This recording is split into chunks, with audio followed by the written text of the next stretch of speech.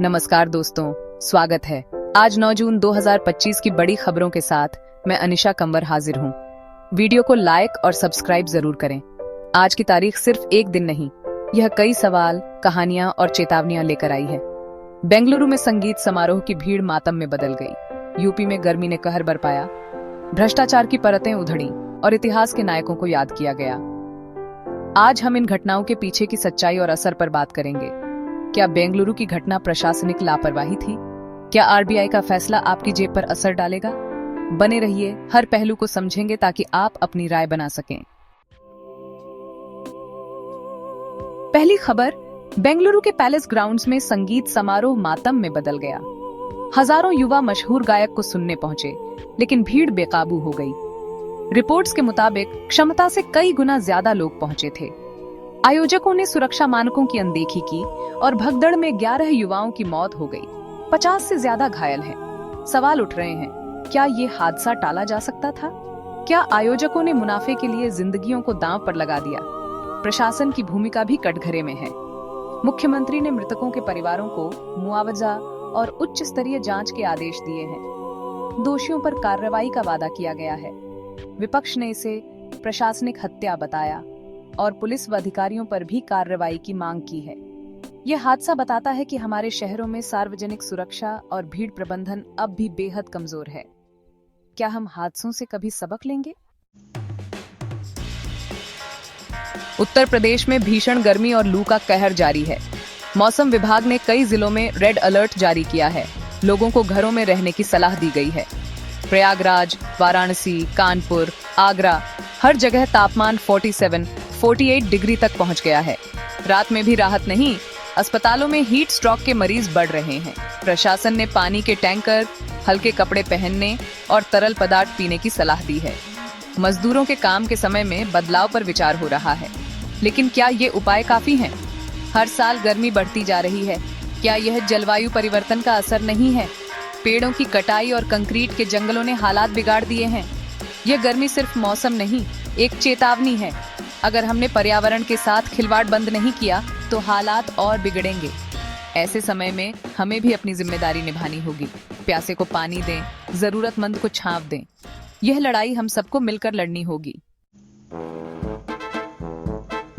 ओडिशा में भ्रष्टाचार पर बड़ी कार्रवाई।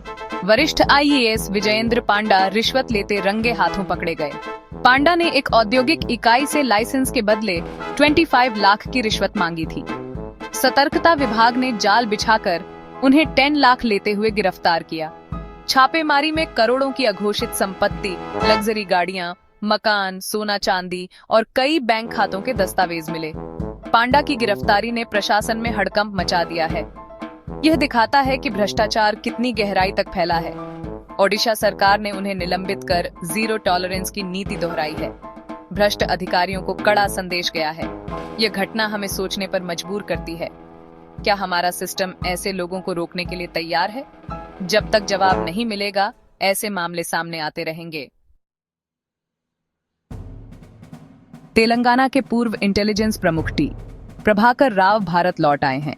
वे फोन टैपिंग और सबूत नष्ट करने के मामले में मुख्य आरोपी हैं। सत्ता परिवर्तन के बाद राव पर विपक्षी नेताओं, जजों, पत्रकारों के फोन अवैध रूप से टैप करवाने और सबूत मिटाने के आरोप लगे।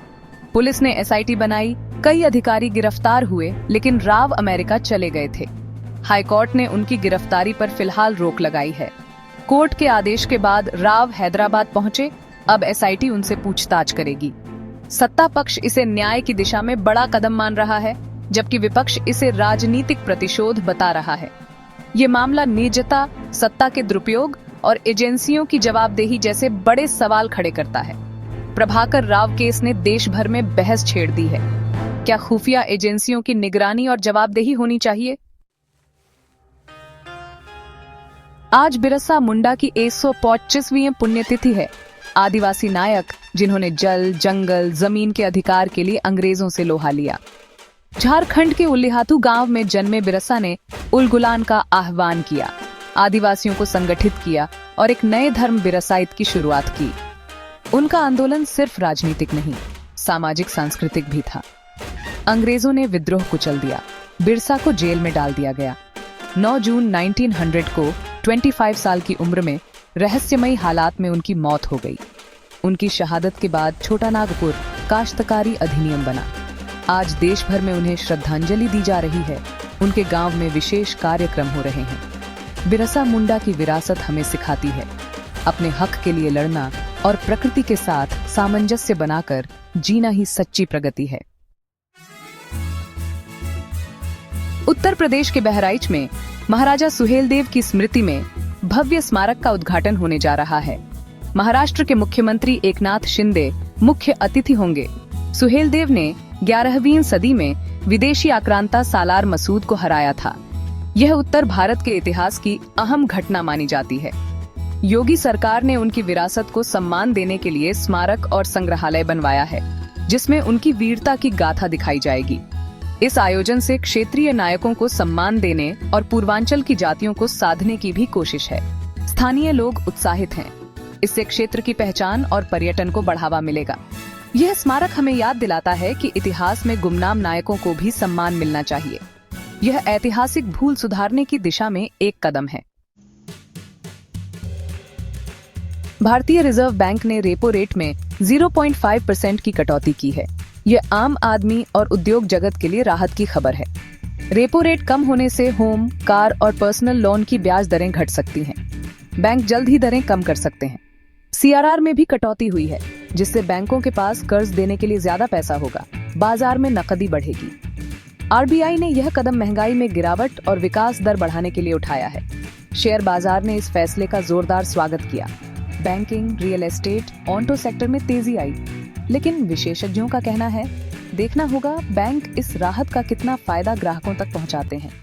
वैश्विक हालात भी असर डाल सकते हैं। तो ये थी आज की प्रमुख खबरें। बेंगलुरु हादसा, यूपी की लू, ओडिशा में भ्रष्टाचार, राव की वापसी, बिरसा मुंडा, सुहेलदेव स्मारक और RBI की नई नीति। हमने देखा जश्न कैसे मातम में बदला, प्रकृति का कहर, सत्ता के गलियारों में भ्रष्टाचार और इतिहास के नायकों की प्रेरणा। हर खबर अपने पीछे सवाल छोड़ती है। बेंगलुरु हादसे के लिए कौन जिम्मेदार? क्या हम जलवायु परिवर्तन के लिए तैयार हैं? RBI का फैसला आपकी जिंदगी में क्या बदलेगा? इन सवालों पर सोचिए।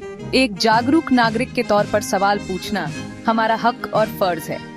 आज की चर्चा यहीं समाप्त होती है, लेकिन खबरों का सिलसिला जारी रहेगा।